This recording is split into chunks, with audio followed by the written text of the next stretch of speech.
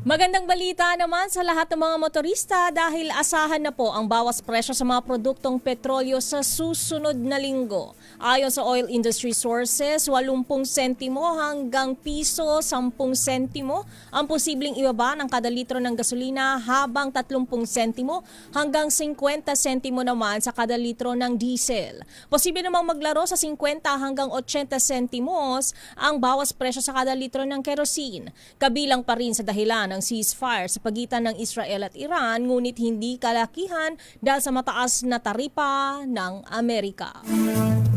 May utang pa sila eh. Hindi sila gumaya pa sa Chevron eh. Ay, oo nga Diba? pala. Kahapon Nag-utang. nagbaba ang Chevron o Caltex. May utang pa ho kayo. Ay, Magkano ba ibinaba nung oo nga kahapon. piso yata, higit piso yata, di ba? Ay, Oo. hindi kasi ako doon nagpapakarga, alam mo na. Kung saan tayo mas makakamura doon tayo. Dapat yung Petron nangunguna dyan eh. Noon! Hindi dapat meron kasi meron pang shares dyan ng, share pa dyan ng ba? gobyerno, alam ko, di ba? Oo. Ay, sus, apo. wala eh. Dapay utang yung apo. Kastada lang ang root ko na Huwag, ibaba nyo pa. No. Ang alin? Ang presyo ng petrolyo. Kulat ako kung anong pinapababa mo eh. Ha?